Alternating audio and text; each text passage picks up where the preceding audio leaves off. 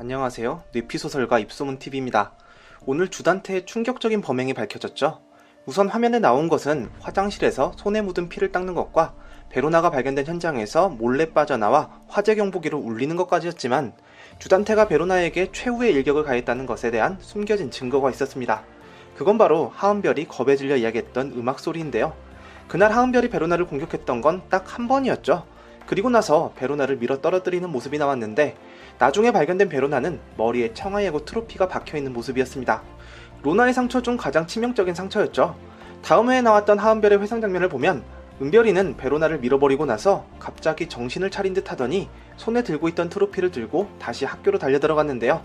은별이의 회상 장면에서 나왔던 배경음악이 나중에 은별이가 개 이름으로 이야기했던 계속해서 머리에 울린다는 그 음악과 일치했습니다. 천서진과 하윤철은 아직 검증되지 않은 약물을 이용해서 은별이의 단기적인 기억을 지운 상황인 거죠. 하지만 검증되지 않은 약물이니만큼 그 효과는 불안정해 보였습니다. 은별이가 베로나를 해치던 그 순간의 기억은 지워졌을지 몰라도 그때 들었던 멜로디는 머릿속에 남아 맴돌고 있었던 것 같아요. 그리고 그 멜로디는 주단태의 핸드폰 벨소리였을 것 같습니다. 은별이가 그랬던 것을 직접 목격한 것은 아니지만 중요한 전화가 걸려오는 바람에 그걸 받으러 나왔던 것 같아요. 그런데 계단으로 나와보니 베로나가 쓰러져 있는데 거기에 하은별의 공격을 받았을 때 흘렸던 피가 흩뿌려져 있었던 거죠. 주단태는 피에 대한 트라우마를 가지고 있었잖아요. 이번 8회에 나의 교회 배신을 추궁하다가 또다시 피를 보고 흥분하는 모습을 보여줬던 게 주단태의 트라우마를 다시 한번 강조하는 포인트였다는 생각도 드는데요. 베로나가 쓰러진 곳에서 피를 본 주단태가 다시 이성을 잃고 흥분하기 시작했고 결국 주위에 떨어진 청아예고 트로피 날개로 쓰러진 베로나를 한 번 더 공격하고 만 것 같습니다. 하지만 주단태의 벨소리가 결정적인 증거는 되지 못할 것 같죠. 하은별은 기억을 지우기 전에도 주단태를 보지는 못했던 것 같아요. 그래도 머릿속에서 계속 울린다던 멜로디가 나중에 주단태의 핸드폰에서 흘러나오며 은별이가 패닉에 빠지고 결국 그날의 기억을 다시 떠올리는 흐름의 이야기가 나올지도 모르겠네요. 주단태의 반전도 충격이었지만 역시 가장 궁금한 부분은 지금 한국으로 돌아온 것이 나의 교인가 심수련인가 하는 점이겠죠. 이번 편에서도 애매한 모습을 보여줬던 나의 교였는데요. 저도 그게 정말 궁금해서 지난 시즌 주단태가 심수련을 해치는 부분을 다시 살펴봤더니 그날 죽은 사람은 심수련이 아니라 나의 교였다는 결정적인 증거를 확인할 수 있었습니다. 사건이 발생하던 날 심수련은 로곤과 함께 미국으로 떠나기 직전이었죠. 로곤은 공항에서 심수련을 기다리고 있었고 심수련은 회사에서 마지막 정리를 하던 중이었습니다.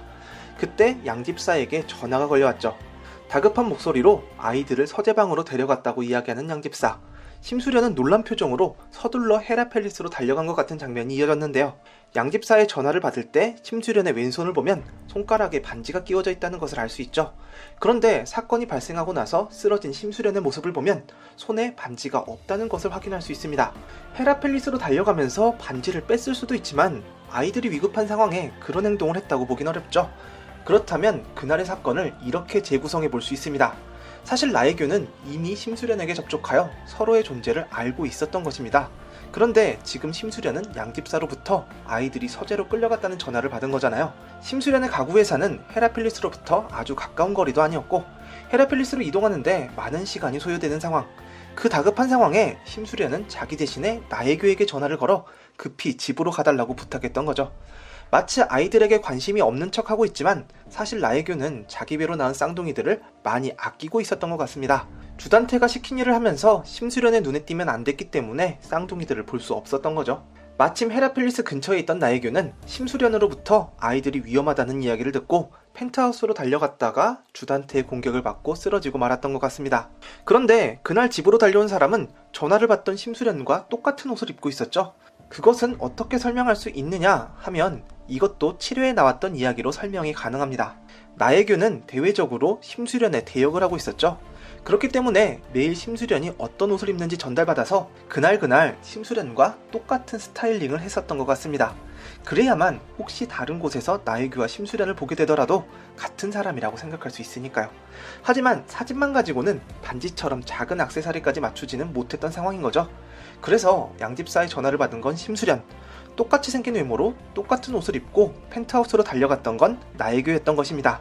이런 이야기가 의심스러운 부분이 벌써 몇 군데 나왔죠. 지난 오로탄 리뷰에서 인물의 선악구도를 색감을 사용해 표현한다는 이야기를 했었습니다.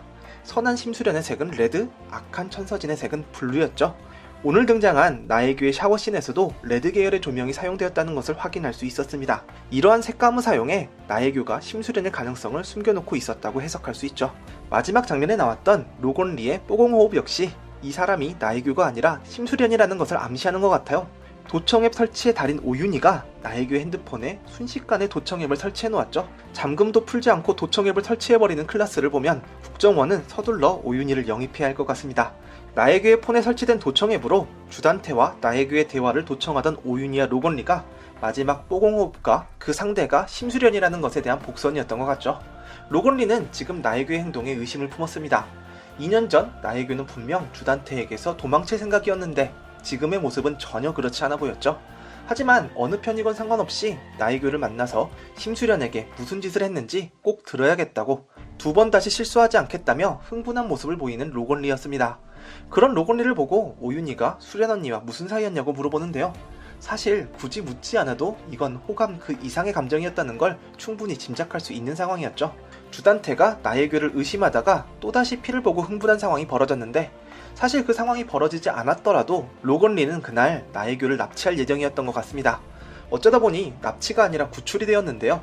그리고 이어졌던 뽀공호흡, 이건 분명히 의도된 키스신이었죠. 그냥 웃으라고 준 장면인가 싶기도 하지만 나중에 돌이켜보면 로건리가 그토록 바라던 심수련과의 재회 장면이기 때문일 수도 있을 것 같습니다. 주단태가 나혜규에 대해 합리적인 의심을 했던 부분에서도 나혜규가 심수련이라는 사실을 추측해볼 수 있는데요. 사격을 하던 주단태는 갑자기 돌변해 마지막 남은 한 발을 나혜규에게 겨누며 추궁하기 시작했죠. 2년 전에 너 나를 배신하려 하지 않았느냐며 자기 눈은 못 속인다고 이야기했습니다. 네가 변했다는 것을 처음부터 알고 있었다는 주단태. 연락도 안 받고 한국으로 들어오지도 않으며 자기를 피했던 이유를 추궁했습니다. 지금까지 보여줬던 나혜규의 모습을 보면 그동안 주단태를 피할 수밖에 없었던 이유가 짐작이 가죠. 심수련이 나혜규가 되어 복수를 하기 위해 준비가 필요했던 기간, 그게 바로 2년이었던 것 같아요. 돌아온 나혜규는 심수련과 완전히 다른 사람이었죠. 말투, 행동 모두 심수련과 완전 반대되는 모습을 보였습니다. 그날 나혜규의 죽음 이후 심수련은 모든 면에서 나혜규가 되기 위해 피나는 연습을 했고 포켓볼이나 사격 역시 나혜규와 같은 수준으로 할 수 있도록 수많은 연습을 했던 것 같습니다. 도리어 주단태가 예전보다 실력이 늘었다고 할 정도로 말이죠. 그리고 자기 몸을 지키기 위해 격투기 훈련도 받은 것 같아요. 헬스장에서 경호원을 제압할 때 보여줬던 모습과 주단태가 총을 겨눴을 때 번개같이 반격하는 모습은 예전의 심수련에게는 볼 수 없었던 모습이었잖아요. 나혜규의 죽음을 보고 주단태가 무슨 짓이든 할 수 있는 인간이란 걸 알게 된 것 같은데요. 지금 나혜규를 연기하고 있는 심수련이 오윤희를 모른 채 했던 건 자기 복수의 방해라서가 아니라 주단태와 엮이면 또 위험해질까봐 그랬던 것 같다는 생각도 듭니다. 정말 종잡을 수 없는데 치밀한 점이 매력적인 SF 블랙 코미디 서스펜스 스릴러 펜트하우스입니다. 또 뵙죠.